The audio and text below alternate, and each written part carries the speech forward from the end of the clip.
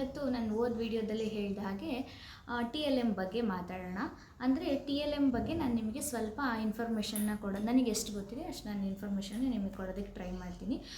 ಯಾಕೆ ಅಂತಂದರೆ ತುಂಬ ಜನಕ್ಕೆ ಟಿ ಎಲ್ ಎಮ್ಸ್ ಅಂದರೆ ಏನು, ಅದನ್ನು ಹೇಗೆ ಯೂಸ್ ಮಾಡ್ಕೊಬೇಕು, ಕ್ಲಾಸ್ ರೂಮಲ್ಲಿ ಅದನ್ನು ಹೇಗೆ ಯೂಸ್ ಮಾಡ್ಕೊಬೇಕು, ಮತ್ತು ಯಾವೆಲ್ಲ ಟಿ ಎಲ್ ಎಮ್ಸ್ಗಳು ಬರುತ್ತೆ ಅಂತ ನಿಮಗೆ ಗೊತ್ತಿರಲ್ಲ. ಸೊ ಈಗ ಯಾರೆಲ್ಲ first sem, second sem, third, fourth ಸೆಮ್ಮಲ್ಲಿ ಇರ್ತೀರಾ, ಮೇಯ್ನ್ಲಿ ಫಸ್ಟ್ ಸೆಕೆಂಡ್ ಸೆಮ್ಮಲ್ಲಿ ಇರೋರಿಗೆ ಟಿ ಎಲ್ ಎಮ್ಸ್ ಬಗ್ಗೆ ಅಷ್ಟೊಂದು ಗೊತ್ತಿರಲ್ಲ. ಸೊ ಟಿ ಎಲ್ ಎಮ್ಸ್ನ ಹೇಗೆ ಯೂಸ್ ಮಾಡ್ಕೊಬೇಕು ಅಂತಲೂ ಗೊತ್ತಿರಲ್ಲ, ಯಾವೆಲ್ಲ ಟಿ ಎಲ್ ಎಮ್ಸ್ ಇದ್ದಾವೆ ಅಂತಲೂ ಗೊತ್ತಿರಲ್ಲ. ಸೊ ಅದಕ್ಕೋಸ್ಕರ ನಾನು ಫಸ್ಟಿಗೆ ಟಿ ಎಲ್ ಎಮ್ ಅಂದರೆ ಏನು, ಅದನ್ನು ಹೇಗೆ ಯೂಸ್ ಮಾಡ್ಕೋಬೇಕು ಅಂತ ಹೇಳ್ತೀನಿ. ಫಸ್ಟಿಗೆ ನೀವು ತಿಳ್ಕೊಬೇಕಾಗಿರೋದು ಏನು ಅಂತಂದರೆ ಟಿ ಎಲ್ ಎಮ್ಸ್ ಅಂತ ಅಂದರೆ ನಾವು ಕನ್ನಡದಲ್ಲಿ ಅದನ್ನು ಬೋಧನೋಪಕರಣಗಳು ಅಂತೇಳಿ ಕರಿತೀವಿ. ಹೆಸರಲ್ಲೇ ಇರೋ ಹಾಗೆ ಬೋಧನೋಪಕರಣಗಳಂತಂದರೆ ನಾವು ಟೀಚ್ ಮಾಡೋದಕ್ಕೆ ಏನೆಲ್ಲ ನಮಗೆ ಇನ್ಸ್ಟ್ರೂಮೆಂಟ್ಸ್ ಬೇಕು ಅಥವಾ ಮೆಟೀರಿಯಲ್ಸ್ ಏನು ಬೇಕು ಅದನ್ನು ನಾವು ಟಿ ಎಲ್ ಎಮ್ಸ್ ಅಂತ ಹೇಳಿ ಕರಿತೀವಿ. ಇಂಗ್ಲೀಷಲ್ಲಿ ಹೇಳೋದಾದರೆ ಟಿ ಎಲ್ ಎಮ್ ಅಂತ ಅಂದರೆ ಟೀಚಿಂಗ್ ಲರ್ನಿಂಗ್ ಮೆಟೀರಿಯಲ್ ಅಂತ ಹೇಳಿ ನಾವು ಕರಿತೀವಿ. ಟೀಚಿಂಗ್ ಅಂತಂದರೆ ನಾವು ಟೀಚ್ ಮಾಡಬೇಕಾದ್ರೆ ಮತ್ತು ಲರ್ನಿಂಗ್ ಅಂತಂದರೆ ಕಲಿಬೇಕಾದ್ರೆ ಏನೆಲ್ಲ ನಮಗೆ ಮೆಟೀರಿಯಲ್ಸ್ ಬೇಕು ಅಂದರೆ ಉಪಕರಣಗಳು ಬೇಕು. ಫಾರ್ ಎಕ್ಸಾಂಪಲಿಗೆ ಯಾವುದೇ ಒಂದು ನೀವು ಲೆಸನ್ ಪ್ಲ್ಯಾನ್ ಬರೀಬೇಕಾಗಿದ್ದರೂ ಸರಿ, ಪಾಠ ಮಾಡಬೇಕಾಗಿದ್ರೂ ಸರಿ, ಬರೀ ಒಂದು ಟೆಕ್ಸ್ಟ್ ಬುಕ್ಕನ್ನು ಇಟ್ಕೊಂಡು ಮಾತ್ರ ನಾವು ಪಾಠ ಮಾಡೋದಕ್ಕಾಗೋದಿಲ್ಲ. ಯಾಕೆ ಅಂತಂದರೆ ಟೆಕ್ಸ್ಟ್ ಬುಕ್ನ ಇಟ್ಕೊಂಡು ಪಾಠ ಮಾಡೋದು ಓನ್ಲಿ ಮೆಥಡಾಲಜಿ ಸಬ್ಜೆಕ್ಟಿಗೆ ಮಾತ್ರ ನಾವು ಟೆಕ್ಸ್ಟ್ ಬುಕ್ನ ಯೂಸ್ ಮಾಡ್ತೀವಿ. ಅದರ್ವೈಸ್ ನಾವೀಗ ಮೆಥಡ್ ಬಿಟ್ಟು ಕೋರ್ ಸಬ್ಜೆಕ್ಟ್ನ ಏನು ನಾವು ಓದ್ತೀವಿ, ಸೋಷಲ್ ಆಗಿರ್ಬೋದು, ಮತ್ತು ಬೇರೆ ಲ್ಯಾಂಗ್ವೇಜಸ್ನ ಬಿಟ್ಟು ಬೇರೆ ಎಲ್ಲ ಏನು subject, Kannada, English, Hindi language ಬಿಟ್ಟು ಬೇರೆ ಏನೆಲ್ಲ ಸಬ್ಜೆಕ್ಟ್, ಮ್ಯಾಥ್ಸ್, ಸೈನ್ಸ್, ಸೋಷಲ್ ಆಗಿರ್ಬೋದು, ಇದನ್ನೆಲ್ಲ ನಾವು ಟೆಕ್ಸ್ಟ್ ಬುಕ್ನ ಬಿಟ್ಟು ನಾವು ಹಾಗೆ ನಾವು ಟೀಚ್ ಮಾಡಬೇಕಾಗತ್ತೆ. ಸೊ ಆವಾಗ ಟೆಕ್ಸ್ಟ್ ಬುಕ್ನ ಬಿಟ್ಟು ನಾವು ಏನೆಲ್ಲ ಯೂಸ್ ಮಾಡಿಕೊಂಡು ನಾವು ಪಾಠ ಟೀಚ್ ಮಾಡಿದ್ರೆ ನಮ್ಮ ಟೀಚಿಂಗ್ ಎಫೆಕ್ಟಿವ್ ಆಗಿರುತ್ತೆ ಅನ್ನೋದನ್ನು ನಾವು ತೋರಿಸ್ಬೇಕು ಅಂತಂದರೆ ನಮಗೆ ಮೇಯ್ನಾಗಿ ಬೇಕಾಗಿರೋದು materials, teaching learning materials, T L Ms ಬೇಕಾಗತ್ತೆ. ಈಗ ನೀವು ನನಗೆ ಕೇಳಬಹುದು ಟೀಚಿಂಗ್ ಲರ್ನಿಂಗ್ ಮೆಟೀರಿಯಲ್ಸ್ ಅಂದರೆ ಏನೇನು ಬರಬಹುದು ಅಂತ. ಫಸ್ಟಾಗಿ ನಾವು ಏನು ಯೂಸ್ ಮಾಡ್ಕೋಬೋದು ಅಂತಂದರೆ ಚಾರ್ಟ್ಗಳನ್ನು ಯೂಸ್ ಮಾಡ್ಬೋದು. ಯಾವ ಥರ ಚಾರ್ಟ್ ಅಂತ ಅಂದರೆ ಈಗ ರೆಡಿ ಸಿಗುವಂತಹ ಚಾರ್ಟ್ ಅಲ್ಲ. ಈಗ ಫಾರ್ ಎಕ್ಸಾಂಪಲಿಗೆ ಒಂದು ಲೆಸನ್ ತೊಗೊಂಡಿದ್ದೀರಾ, ನೀವು ಒಂದು ಲೆಸನ್ ಪ್ಲ್ಯಾನ್ನ ರೆಡಿ ಮಾಡಿದ್ದೀರಾ ಅಂತ ಅಂದರೆ ಆ ಲೆಸನ್ ಪ್ಲ್ಯಾನಲ್ಲಿ ಪರ್ಟಿಕ್ಯುಲರಾಗಿ ಒಂದೊಂದು ವರ್ಡ್ಸ್ ಆಗಿರುತ್ತೆ, ಆಮೇಲೆ ಒಂದೊಂದು ಡ್ರಾಯಿಂಗ್ ಆಗಿರುತ್ತೆ. ಅದನ್ನು ನೀವೇನು ಮಾಡಬೇಕಂತಂದರೆ ಚಿತ್ರದ ಮೂಲಕ ಬಿಡಿಸಿ ನೀವು ಎಕ್ಸ್ಪ್ಲೇನ್ ಮಾಡೋದು ಒಂದು ಚಾರ್ಟ್ ಮೂಲಕ ತೋರಿಸ್ಬೋದು. ಅದನ್ನು ನಾವು ಟೀಚಿಂಗ್ ಲರ್ನಿಂಗ್ ಮೆಟೀರಿಯಲ್ ಅಂತ ಹೇಳಿ ಕರಿತೀವಿ. ಅದರಿಂದ ಅವರಿಗೆ ಬೇಗ ನಮ್ಮ ಪಾಠ ಅರ್ಥ ಆಗೋದಕ್ಕೆ ಡಿಸೈನ್ ಫ್ಲ್ಯಾಶ್ ಕಾರ್ಡ್ಸ್ನ ಬಳಸ್ಬೋದು. ಇಲ್ಲ ನನಗೆ ಅಷ್ಟು ಟೈಮ್ ಇಲ್ಲ ಅಂತ ಅಂದರೆ ಜಸ್ಟ್ ಸ್ಕ್ವೇರ್ ಟೈಪಲ್ಲಿ ಅಥವಾ ರೆಕ್ಟ್ಯಾಂಗಲ್ ಟೈಪಲ್ಲಿ, ರೌಂಡ್ ಟೈಪಲ್ಲಿ ನಿಮಗೆ ಯಾವ ಥರ ಈಸಿ ಆಗುತ್ತೆ ನಿಮ್ಮ ಕ್ರಿಯೇಟಿವಿಟಿಗೆ ತಕ್ಕಂಗೆ ಡ್ರಾಯಿಂಗ್ ಶೀಟ್ಸ್ನ ಕಟ್ ಮಾಡಿಕೊಂಡು ಬಳಸಿ ನೀವು ಫ್ಲ್ಯಾಶ್ ಕಾರ್ಡ್ಸ್ಗಳನ್ನ ಮಾಡ್ಕೋಬೋದು. ಫ್ಲ್ಯಾಶ್ ಕಾರ್ಡ್ಸ್ಗಳು, ಚಾರ್ಟ್ಗಳು, ಮತ್ತು ಮೇಯ್ನಾಗಿ ನೀವು ಸೋಷಲೆಲ್ಲ ಟೀಚ್ ಮಾಡ್ತೀರಾ ಅಂತ ಅಂದರೆ ಗ್ಲೋಬ್ ಆಗಿರ್ಬೋದು, ಅಂದರೆ ಗೋಳವನ್ನು ಬಳಸೋದಾಗಿರ್ಬೋದು, ಮತ್ತು ಇಂಡಿಯಾ ಮ್ಯಾಪ್ಸ್ನ ಬಳಸೋದಾಗಿರ್ಬೋದು. ಇದನ್ನೆಲ್ಲ ನಾವು ಟಿ ಎಲ್ ಎಮ್ಸ್ ಅಂತ ಹೇಳಿ ಕರಿತೀವಿ. ಇನ್ನು ಇದನ್ನು ಹೊರತುಪಡಿಸಿ ಬೇರೆ ಟಿ ಎಲ್ ಎಮ್ಸ್ ಕೂಡ ಇರ್ತವೆ. ಫಾರ್ ಎಕ್ಸಾಂಪಲಿಗೆ ನೀವು ಆ್ಯಕ್ಟಿವಿಟಿ ಏನಾದರೂ ಮಾಡಿಸ್ತೀರಾ ಅಂತ ಅಂದಾಗ ಬ್ಲ್ಯಾಕ್ ಬೋರ್ಡ್ನ ಕೂಡ ಬಳಸ್ಕೋಬಹುದು. ಮತ್ತು ನಿಮ್ಮ ಫ್ಲ್ಯಾಶ್ ಕಾರ್ಡ್ಸಲ್ಲಿ ನೀವು ಒಂದು ಕಡೆ ಕ್ವೆಶನ್ನ ಬರೆದ್ಬಿಟ್ಟು ಇನ್ನೊಂದು ಕಡೆ ಆನ್ಸರ್ನ ಮಕ್ಕಳಿಂದ ಕೂಡ ಹೇಳಿಸ್ಬೋದು. ಇದು ಆ್ಯಕ್ಟಿವಿಟಿಗೂ ಆಗುತ್ತೆ, ಟಿ ಎಲ್ ಎಮ್ಮಿಗೂ ಆಗುತ್ತೆ. ಈ ಥರ ಟಿ ಎಲ್ ಎಮ್ಸ್ಗಳನ್ನ ಬಳಸ್ಬೋದು. ಮತ್ತು ಸ್ಮಾಲ್ ಬುಕ್ ಮಾಡಿಕೊಂಡು ಬುಕ್ ಥರ ಟಿ ಎಲ್ ಎಮ್ಸ್ನ ಕೂಡ ನೀವು ಬಳಸ್ಬೋದು. ಇದೆಲ್ಲ ಕೂಡ ಟಿ ಎಲ್ ಎಮ್ಸ್ ಅಂತ ನಾವು ಕರಿತೀವಿ. ಇನ್ನು ನಾವು ಸೈನ್ಸ್, ಮ್ಯಾಥ್ಸ್ ಅದರಲ್ಲೆಲ್ಲ ನಾವು ಪ್ರಾಕ್ಟಿಕಲ್ ಮಾಡೋದ್ರಿಂದ ಅದರಲ್ಲಿ ಟಿ ಎಲ್ ಎಮ್ಸ್, ಅದರಲ್ಲೂ ಕೂಡ ನೀವು ಕೆಲವೊಂದು ಚಿತ್ರಗಳನ್ನು ಮತ್ತು ಕೆಲವೊಂದು ಫಾರ್ಮುಲಾಗಳನ್ನು ನೀವು ಚಾರ್ಟಲ್ಲಿ ಬರೆದು ತೋರಿಸೋದ್ರಿಂದ ಮಕ್ಕಳಿಗೆ ಬೇಗ ಅರ್ಥ ಆಗುತ್ತೆ ಮತ್ತು ಕ್ರಿಯೇಟಿವ್ ಆಗೂ ಇರುತ್ತೆ, ಅವರಿಗೆ ಕ್ಯೂರಿಯಾಸಿಟಿನೂ ಜಾಸ್ತಿ ಆಗುತ್ತೆ ಚಾರ್ಟ್ಗಳನ್ನು ನೋಡಿ ಕಲಿಯೋದ್ರಿಂದ. ಮತ್ತು ಈ ಎಂತ ಸೋಷಲ್ ಎಲ್ಲ ಮಾಡಬೇಕಾದ್ರೆ ನೀವು ಈ ಥರ ಅದರಲ್ಲಿ ಪ್ರಾಕ್ಟಿಕಲ್ ಏನು ತೋರ್ಸೋಕ್ಕಾಗಲ್ಲ. ಸೊ ಅದಕ್ಕಾಗಿ ಗ್ಲೋಬು, ಮ್ಯಾಪ್, ಫ್ಲ್ಯಾಶ್ ಕಾರ್ಡ್ಸು ಈ ಥರದ್ದನ್ನು ನೀವು TLM ಆಗಿ ಬಳಸ್ಕೋಬಹುದು. ಮತ್ತು ಆ್ಯಕ್ಟಿವಿಟಿ ಕೂಡ ಮಾಡಿಸ್ಬೋದು. ನೀವು TLM ಅಂತ ಅಂದರೆ ನಾನು ಫಸ್ಟೇ ಹೇಳಿದಾಗೆ ಟೀಚಿಂಗ್ ಲರ್ನಿಂಗ್ ಮೆಟೀರಿಯಲ್, ನಿಮಗೆ ಏನೇನು ಮೆಟೀರಿಯಲ್ ಸಿಗುತ್ತೆ, ಕಲಿಸೋದಕ್ಕೆ ಏನೆಲ್ಲ ಮೆಟೀರಿಯಲ್ ಸಿಗುತ್ತೆ, ಯಾವುದ್ರ ಮೂಲಕ ಕಲಿತಾರೆ ಅಂತ ಅದನ್ನು ಮೈಂಡಲ್ಲಿ ಇಟ್ಕೊಂಡು ನೀವು ಸೆಲೆಕ್ಟ್ ಮಾಡಬೇಕಾಗತ್ತೆ. ಎಲ್ಲದಕ್ಕೂ ಮ್ಯಾಪೇ ಸೂಟ್ ಆಗುತ್ತೆ ಅಂತ ಹೇಳೋದಕ್ಕಾಗಲ್ಲ, ಎಲ್ಲ ಲೆಸನ್ ಪ್ಲ್ಯಾನಿಗೂ ಫ್ಲ್ಯಾಶ್ ಕಾರ್ಡ್ಸ್ ಬರೆಯೋದಕ್ಕಾಗಲ್ಲ, ಎಲ್ಲ ಲೆಸನ್ ಪ್ಲ್ಯಾನಿಗೂ ಚಾರ್ಟೇ ತೋರ್ಸೋಕ್ಕಾಗಲ್ಲ. ಸೊ ನಿಮ್ಮ ಲೆಸನ್ ಪ್ಲ್ಯಾನ್ ಹೇಗಿದೆ ಅದನ್ನು ನೋಡಿಕೊಂಡು ಅದಕ್ಕೆ ಯಾವ್ದು ಸೂಟ್ ಆಗುತ್ತೆ. ಫಾರ್ ಎಕ್ಸಾಂಪಲ್ ನೀವು ಯಾವುದಾದ್ರೂ ಭೌಗೋಳಿಕ ವಿಸ್ತೀರ್ಣ ಹೇಳ್ತಿರ್ಬೋದು, ಆ ಥರ ಸೆಲೆಕ್ಟ್ ಮಾಡಿ ಆ ಥರ ಭೂಗೋಳ ಪಾಠ ಇದ್ದಾಗ ನೀವೇನು ಮಾಡಬೇಕಾಗುತ್ತೆ, ಅಲ್ಲಿ ಮ್ಯಾಪ್ ತೋರಿಸಲೇಬೇಕು. ಯಾಕಂದರೆ ಭೌಗೋಳಿಕ ವಿಸ್ತೀರ್ಣ ಎಲ್ಲಿಂದ ಎಲ್ಲಿವರೆಗೂ ಅಂತ ತೋರಿಸ್ಬೇಕಾದ್ರೆ ಮ್ಯಾಪ್ ತೋರಿಸಲೇಬೇಕು. ಅದೇ ನೀವು ಯಾವುದಾದ್ರೂ ಸಮುದಾಯನೋ ಸಮಾಜದ ಬಗ್ಗೆ ಪಾಠ ಮಾಡ್ತಿದ್ದೀರಾ ಅಂತ ಅಂದಾಗ ಅಲ್ಲಿ ನೀವು ಫ್ಲ್ಯಾಶ್ ಕಾರ್ಡ್ಗಳನ್ನು ತೋರಿಸ್ಬೋದು, ಅಥವಾ ನೀವೇ ಚಾರ್ಟ್ ಬರೀಬೋದು.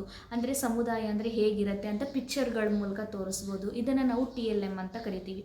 ಇದು ಒಂದೇ TLM ಅಂದರೆ ಬರೀ ಕೈಯಲ್ಲಿ ಬರೆಯೋದಷ್ಟೇ TLM ಅಂತ ಅಲ್ಲ. ನೀವು ಏನು ಈಗಾಗಲೇ ನೀವು ತಿಳ್ಕೊಂಡಿದ್ದೀರ ICT ಬೇಸ್ಡ್ ಲೆಸನ್ ಪ್ಲ್ಯಾನಲ್ಲಿ ಹೇಗೆ ನಾವು ಇದರಲ್ಲಿ ಹಾಕಿ ತೋರಿಸ್ತೀವಿ, PPTಯಲ್ಲಿ ಹಾಕಿ ಹೇಗೆ ತೋರಿಸ್ತೀವಿ, ಅದೇ ಥರ ನೀವು PPTಯಲ್ಲಿ TLMಸ್ಗಳನ್ನು ಕೂಡ ತೋರಿಸ್ಬೋದು. ಆಡಿಯೋ ವಿಷುವಲ್ ಆಗಿರ್ಬೋದು, ಆಡಿಯೋ ಆಗಿರ್ಬೋದು, ವಿಡಿಯೋ ಆಗಿರ್ಬೋದು, ಇದೆಲ್ಲನೂ ಕೂಡ ನಾವು TLMಸ್ ಅಂತಲೇ ಕನ್ಸಿಡರ್ ಮಾಡ್ತೀವಿ. ನೀವು ಯಾವುದಾದ್ರೂ ಡಾಕ್ಯುಮೆಂಟ್ರಿ ಫಿಲಮ್ಸ್ಗಳನ್ನು ತೋರಿಸ್ಬೋದು, ಅದಕ್ಕೆ ಸಂಬಂಧಪಟ್ಟ ಹಾಗೆ ಡಾಕ್ಯುಮೆಂಟ್ರಿ ಫಿಲಮ್ಸ್ಗಳನ್ನು ತೋರಿಸ್ಬೋದು.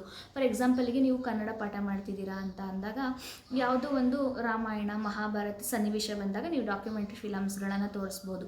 ಅದು ಕೂಡ TLM ಅಂತಲೇ ಅರ್ಥ ಆಗುತ್ತೆ. ಅದು ವಿಡಿಯೋ TLM ಆಗುತ್ತೆ. ನೆಕ್ಸ್ಟು ನೀವೇನಾದರೂ ಒಂದು ವಿಷಯದ ಬಗ್ಗೆ ಇನ್ಫಾರ್ಮೇಷನ್ನ ಹೇಳ್ಬೇಕು ಅಂದರೆ ನೀವು ಆಡಿಯೋ ವಿಷುವಲ್ ಕೂಡ ಕೇಳಿಸ್ಬಿಟ್ಟು ಅವರ ಒಂದು ಆಲಿಸುವಿಕೆನ ನೀವು ಟೆಸ್ಟ್ ಮಾಡ್ಬೋದು. ಇದು ಕೂಡ ಒಂದು TLM. ಈ ಥರ ನೀವು ಬರೀ ಕೈಯಲ್ಲಿ ಬರೆಯೋದಷ್ಟೇ TLM ಅಂತ ಅಂದ್ಕೊಳ್ಳೋದಲ್ಲ.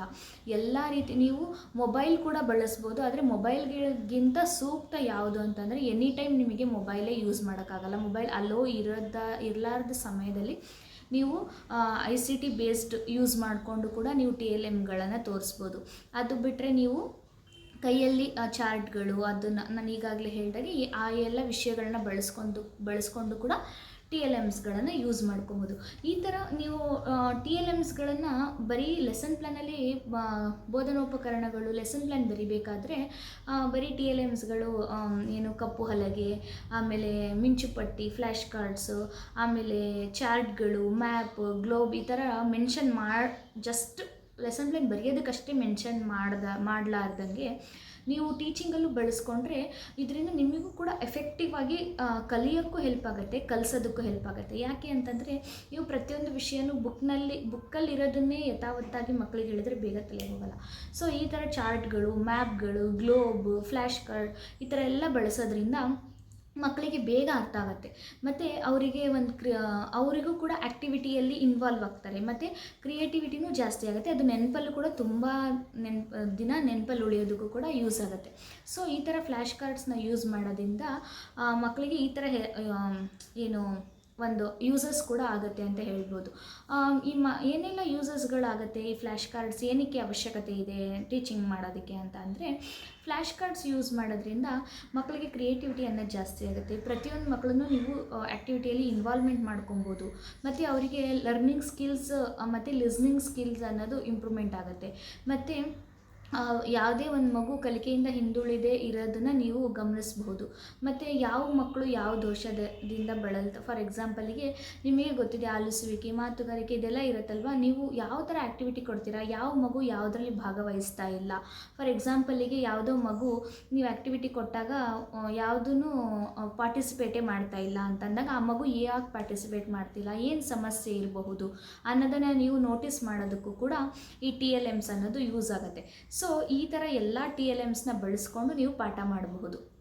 ಸೊ ಇವತ್ತು ನಿಮಗೆ ಅರ್ಥ ಆಗಿದೆ ಅಂದ್ಕೊತೀನಿ TLM ಅಂದರೆ ಏನು, ಯಾವೆಲ್ಲ TLMsಗಳನ್ನು ನೀವು ಕಲಿಕೆಯಲ್ಲಿ ಬಳಸ್ಕೋಬಹುದು, TLMಸಿಂದ ಮಕ್ಕಳಿಗೆ ಏನೆಲ್ಲ ಯೂಸಸ್ ಆಗುತ್ತೆ ಅಂತ ನಾವು ತಿಳ್ಕೊಂಡ್ವಿ. ಇದರಿಂದ ಮಕ್ಕಳಿಗಷ್ಟೇ ಅಲ್ಲ, ಟೀಚರ್ಸಿಗೂ ಕೂಡ ಯೂಸ್ ಆಗುತ್ತೆ. ಏನು ಟೀಚರ್ಸಿಗೆ ಯೂಸ್ ಆಗುತ್ತೆ TLM ಅಂತ ಅಂದರೆ, TLM ಬಳಸೋದ್ರಿಂದ ನಿಮ್ಮ ಲೆಸನ್ ಪ್ಲ್ಯಾನ್ ಅಥವಾ ಲೆಸನ್ ಏನು ಮಾಡ್ತೀರಾ, ಟೀಚಿಂಗ್ ಏನು ಮಾಡ್ತೀರಾ ಅದು ತುಂಬ ಎಫೆಕ್ಟಿವ್ ಆಗಿರುತ್ತೆ. ಮತ್ತು ನಿಮಗೆ ಕೂಡ ಹೊಸ ಒಂದು ಕ್ರಿಯೇಟಿವಿಟಿ ನಿಮ್ಮಲ್ಲೂ ಕೂಡ ಹುಟ್ಕೊಳ್ಳುತ್ತೆ. ಮತ್ತು ನಿಮಗೆ ಹೊಸ ಹೊಸ ವಿಷಯಗಳನ್ನು ತಿಳ್ಕೊಳ್ಳೋದಕ್ಕೆ ಯೂಸ್ ಆಗುತ್ತೆ. ಮತ್ತು ನೀವು ಕೂಡ ಹೊಸ ವಿಷಯಗಳನ್ನು ಮಕ್ಕಳಿಗೆ ಹೇಳೋದ್ರ ಮೂಲಕ ನಿಮ್ಮ ಜ್ಞಾನವನ್ನು ಕೂಡ ಹೆಚ್ಚಿಸ್ಕೊಳ್ಳೋದಕ್ಕೆ ಯೂಸ್ ಆಗುತ್ತೆ. ಮತ್ತು ಈ ಥರ TLMಗಳು ಬಳಸೋದ್ರಿಂದ ಟೀಚಿಂಗಲ್ಲಿ ಜಾಸ್ತಿ ನೀವು ಎಫೆಕ್ಟಿವ್ ಟೀಚಿಂಗನ್ನು ಮಾಡ್ಬೋದು. ಮತ್ತು ಅವರಿಗೂ ಕೂಡ ಬೇಗ ದೀರ್ಘ ಜ್ಞಾನಾಸಕ್ತಿಯನ್ನು ಹೆಚ್ಚಿಸ್ಬೋದು ಅಂತ ನನಗನ್ಸುತ್ತೆ. ಸೊ ಈ ಥರ ಟೀಚರ್ಸ್ಗೂ ಕೂಡ TLMsಗಳನ್ನು ಬಳಸೋದ್ರಿಂದ ಯೂಸಸ್ ಆಗುತ್ತೆ. ನೀವು ಅಬ್ಸರ್ವ್ ಮಾಡ್ಬೋದು, ಇವಾಗೆಲ್ಲ ನಲಿ ಕಲಿಯಲಾಗಿರ್ಬೋದು, ಮತ್ತು ಯಾವುದೇ ಪ್ರೈಮರಿ ಸ್ಕೂಲ್ ಟೀಚರ್ಸಿಗೂ ಕೂಡ ಟ್ರೈನಿಂಗ್ಸ್ ಅನ್ನೋದು ಕೊಡ್ತಾರೆ. ಯಾಕೆ ಟ್ರೈನಿಂಗ್ಸ್ ಕೊಡ್ತಾರೆ ಅಂತಂದರೆ, ಈಗ BEd ಮಾಡಿರೋರಾಗಿರಲಿ, DEd ಮಾಡಿರೋ ಅವರಿಗೆ ಗೊತ್ತಿರುತ್ತೆ TLMs ಅಂದರೆ ಏನು, ಟೀಚಿಂಗ್ ಲರ್ನಿಂಗ್ ಮೆಟೀರಿಯಲ್ಸ್ ಅಂದರೆ ಏನು, ಅದನ್ನು ಹೇಗೆ ಯೂಸ್ ಮಾಡ್ಕೋಬೇಕು, ಬಳಸಬೇಕಂತ ಗೊತ್ತಿರುತ್ತೆ. ಅದೇ ನೀವು ಆವಾಗಿನ ಕಾಲದ ಟೀಚರ್ಸಿಗೆ ನೋಡಿ, ಅವರಿಗೆ TLMs ಬಗ್ಗೆ ಅಷ್ಟು ಜ್ಞಾನ ಇರೋದಿಲ್ಲ. ಅದಕ್ಕೆ ಅವ್ರು ಏನು ಮಾಡ್ತಾರೆ ಅಂತಂದರೆ, ಈಗ ಟ್ರೈನಿಂಗ್ಸ್ಗಳನ್ನು ಕೊಡ್ತಾ ಹೋಗ್ತಾರೆ.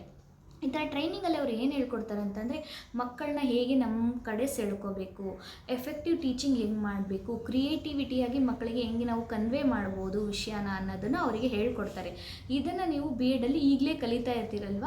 ಸೊ ಇದೇ ಅದೇ ವಿಷಯನ TLMs ಅಂತ ನಾವು ಹೇಳೋದು. ಈಗ ನಲಿ ಕಲಿಯಲ್ಲಿ ಏನು ಮಾಡ್ತಾರೋ ಅಲ್ಲಿ ನೀವು ನೋಡಿದ್ರೆ ಗೊತ್ತಾಗುತ್ತೆ, ಸುತ್ತ ಚಾರ್ಟ್ಗಳಿರುತ್ತೆ, ಸಣ್ಣ ಸಣ್ಣ ಫ್ಲ್ಯಾಶ್ ಕಾರ್ಡ್ಗಳಿರುತ್ತೆ, ಏನೇನೋ ಬರೆದು ಎಲ್ಲ ಹಾಕಿರ್ತಾರೆ. ಏನಕ್ಕೆ ಹಾಕ್ತಾರೆ ಅಂದರೆ, ಮಕ್ಕಳಿಗೆ ಕ್ಯೂರಿಯಾಸಿಟಿ ಜಾಸ್ತಿ ಆಗಲಿ, ಕ್ರಿಯೇಟಿವಿಟಿ ಜಾಸ್ತಿ ಆಗಲಿ, ಮತ್ತು ಮಕ್ಕಳು ಕೈಯಲ್ಲೇ ಮಾಡಿಸೋದ್ರಿಂದ ಅವರಿಗೂ ಕೂಡ ಇಂಟ್ರೆಸ್ಟ್ ಬರುತ್ತೆ, ಅದ್ರ ವಿಷಯದ ಬಗ್ಗೆ ಆಸಕ್ತಿ ಜಾಸ್ತಿ ಆಗುತ್ತೆ ಅನ್ನೋದಕ್ಕೋಸ್ಕರ ಈ ಥರ ವಿಷಯಗಳನ್ನು ಮಾಡಿಸ್ತಾರೆ. ಸೊ ಇದನ್ನೇ ನಾವು ಟೀಚಿಂಗ್ ಲರ್ನಿಂಗ್ ಮೆಟೀರಿಯಲ್ ಅಂತ ಹೇಳ್ತೀವಿ. ಇದನ್ನು ನಾವು ನಮ್ಮ ಟೀಚಿಂಗಲ್ಲಿ ಬಳಸ್ಕೊಳ್ಳೋದ್ರಿಂದ ಟೀಚಿಂಗೂ ಎಫೆಕ್ಟಿವ್ ಆಗಿರುತ್ತೆ, ಲರ್ನಿಂಗೂ ಎಫೆಕ್ಟಿವ್ ಆಗಿರುತ್ತೆ, ಮತ್ತು ಕಲಿಯೋರಿಗೂ ಇಂಪಾರ್ಟೆನ್ಸ್ ಇರುತ್ತೆ. ಕಲಿಸಿದ ಮೇಲೆ ಸ್ಟೂಡೆಂಟ್ಸಿಗೂ ಕೂಡ ಅದರಿಂದ ತುಂಬ ಬೆನಿಫಿಟ್ ಇರುತ್ತೆ. ಇದಕ್ಕೋಸ್ಕರ ನಾವು ಲೆಸನ್ ಪ್ಲ್ಯಾನಲ್ಲಿ TLMs ಅನ್ನೋ ವಿಷಯನ ನಾವು ಬಳಸ್ತೀವಿ. ಈಗ ನಿಮಗೆ ಗೊತ್ತಾಗಿದೆಯಲ್ವಾ TLM ಅಂದರೆ ಏನು, ಅದ್ರ ಅರ್ಥ, ಇಂಪಾರ್ಟೆನ್ಸು, ಮತ್ತು ಅದರಿಂದ ಸ್ಟೂಡೆಂಟ್ಸಿಗೆ ಹೆಂಗೆ ಅದು ಯೂಸಸ್ ಆಗುತ್ತೆ, ಮತ್ತು ಟೀಚರ್ಸಿಗೆ ಹೇಗೆ ಅದು ಯೂಸಸ್ ಆಗುತ್ತೆ ಅಂತ ನೀವು ತಿಳ್ಕೊಂಡ್ರಿ. ಈಗ TLMs ಯಾವುದೇ ವಿಷಯ ಇದ್ರೂ ಅಡ್ವಾಂಟೇಜಸ್ಸು ಇರುತ್ತೆ, ಡಿಸ್ಅಡ್ವಾಂಟೇಜಸ್ಸು ಇರುತ್ತೆ.